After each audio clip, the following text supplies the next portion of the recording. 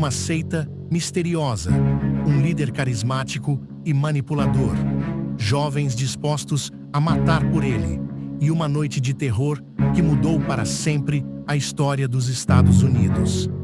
Esse é o caso da família Manson, um dos crimes mais brutais e insanos do século XX.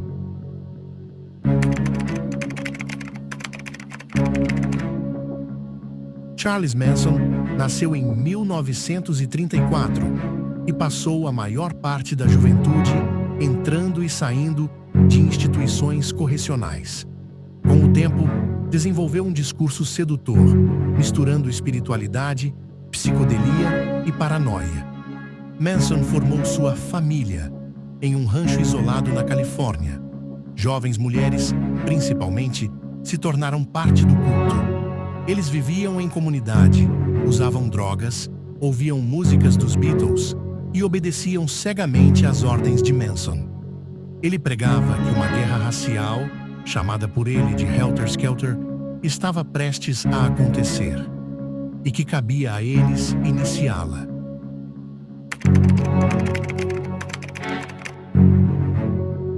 Na madrugada de 8 para 9 de agosto, 4 membros da seita seguiram ordens de Charles. Invadiram a casa número 10.050 da Cielo Drive. Lá estavam Sharon Tate, grávida de 8 meses, e seus amigos. Eles não tiveram chance. A América acordou de um sonho e mergulhou num pesadelo. A atriz mais promissora de Hollywood, morta. Os jornais não sabiam o que escrever. A polícia estava perdida. E Manson sorria.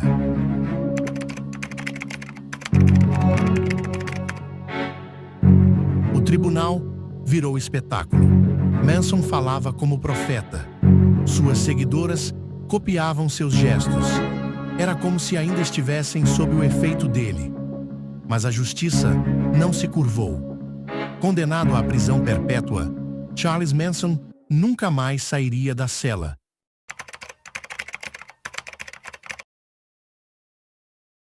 O culto acabou, mas o fascínio permaneceu. Por que seguimos monstros? Por que a escuridão atrai?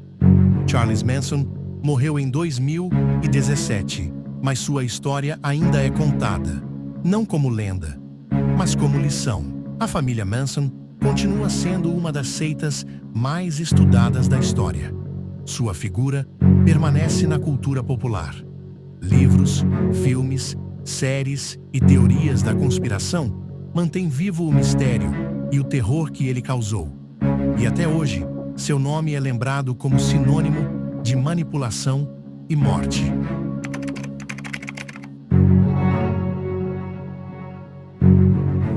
Manson's first television interview since the murders begins badly. I know I told you I'm not going to sit in that damn chair, man. I'll stand there and talk with the dude. Manson refuses to sit in the chair provided. He says he's not going to look up to anyone. But finally, Tom Snyder of the National Broadcasting Company asks his first question. You know, you were sentenced to the gas chamber and then they modified the death penalty. Were you happy when that was done? Was I happy when what was done? When you found out that you weren't going to the gas chamber? You're talking about dying.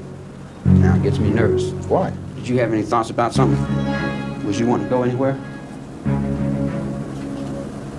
Were you happy when you found out you weren't going to go to the gas chamber, Charles? I knew I wasn't going to go to the gas chamber because I hadn't done anything wrong. You scared to die? Sometimes I feel I'm scared to live. Living is what scares me. Dying is easy. How long have I been in jail? 34 years?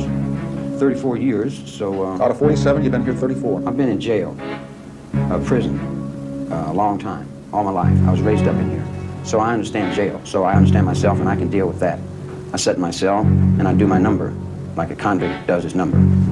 But there's different colors on different people's backs doing different things. It's a different world. I love the world I live in, too, just like Regan loves the world he lives in. You love the world you live in. Most assuredly, it's me. You love all the pain that you've caused people, all the anguish you've caused. I don't know pain. I don't know pain. I have no depth of pain. I have no depth of suffering. I don't know ridicule. I don't know all the bad things. I haven't been punished by you all my life since I was 10 years old. I've been in every reform school you got across the country and used to lay down and have to get my ass whipped till I couldn't walk.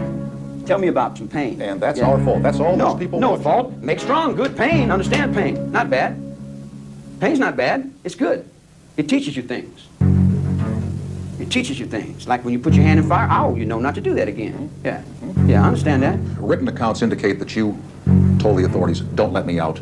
I can't cope with the outside world. Do you have a recollection of that? And You make a desperate plea out of something, man. There's no desperate plea out of it. I say I can't handle the maniacs outside. Let me back in. I didn't use the word desperate. That's your word, Charles. Yeah, well, your inflection and your voice tones were implications there. Well, you use the word maniacs on the outside. How are you different from the maniacs on the outside? And why do you call them maniacs? Because you know something, they think you're one. Yeah, it would reflect. If you hold the negative up to the light, you don't see the light, you see the negative. So I'm a reflection of your negative, there's no doubt about that. And I can handle that also. I've been handling, ain't I don't know, have you? Well, I've been up and down these damn hallways, in and out of these nut wards for the last 10 years. You think you could follow that act? I'm playing for my life. You working for money. When you say you're playing for your life, am I to assume that you think that someday you're going to get out of here? Get out of here. Get out of here. Where would I go? Let's see. What would you do if you got out of here? If I got out of here. What if they said to you tomorrow morning, Charles, hey, listen, you're free. You can go wherever you want to go. Do whatever you want to do. What would you do? I'll probably go out front on the grass and sit down. The question is, should Manson ever go free? It's 10 years now since he and his 3 female accomplices, virtually robots under his control, were convicted of murder. On August the 9th, 1969, they murdered actress Sharon Tate and 4 other people in Los Angeles. The following night, there were 2 more victims, Lino and Rosemary LaBianca. In court, Manson was also charged with 2 more mutilation murders. Ranch hand Donald Shea was beheaded, and musician Gary Heineman had his ear cut off. According to some accounts, Manson and his family may have been responsible for as many as 35 killings. If you got out of here, there are a lot of people who think you'd go start killing people again. Again? Well, you guys are misinformed. I haven't killed anyone. I didn't break the law. The judge knew that. But the people didn't want to hear it. The judge knew it. He washed his hands. He said, I know it, but what can I do? People want this. Judge never said that. Yeah. Judge never said That's what Otis said. No, Judge didn't say that. He got off and shook their hands, didn't he? You're so white and pure. Judge didn't say you were innocent. Are you innocent? Innocent of what? Well, that's what I'm saying. None of us are innocent. Yeah, just because you're convicted in a courtroom doesn't mean you're guilty of something. What does mean you're guilty? When you know you're guilty. What about Shea? What about it? Well, what about it? He got killed. Well, the word is you killed him. Word is that you're an old woman. Word is you have turkey in the sky. Word is, I don't know what word is. Somebody else tell you that. I didn't tell you that. Did you kill Shea? Hell no. Did you cut Himmon's ear off? Hell yes. How'd that feel when you cut his ear off? What did it feel like? Yeah. Well, I had done what he said for about 20 years. I'd done everything he told me to do. And I got to thinking, now, why don't this guy do something I tell him to do? And he said, no. I said, well, how comes I'm always doing what you tell me to do, but then you never do what I say do? And he said, well, blah, blah, blah. So I said, now you do what I say. And he said, no. I said, you do exactly what I say. And he said, no. I'm telling you. I'm not asking you. I'm telling you. You do exactly what I say. And that's about the extent of it. All this occult, all that hocus pocus stuff. I'm a tramp, a bum, a hobo. I'm a boxcar and a jug of wine. And a straight racer if you get too close to me. I don't want to take my time going to work. I got a motorcycle and a sleeping bag and 10 or 15 girls. What the hell I want to go off and go to work for? Work for what? Money? I got all the money in the world. I'm the king, man. I run the underworld, guy. I decide who does what and where they do it at. When am I going to run around and act like I'm some teeny bopper somewhere for somebody else's money? I make the money, man. I roll the nickels. The game is mine.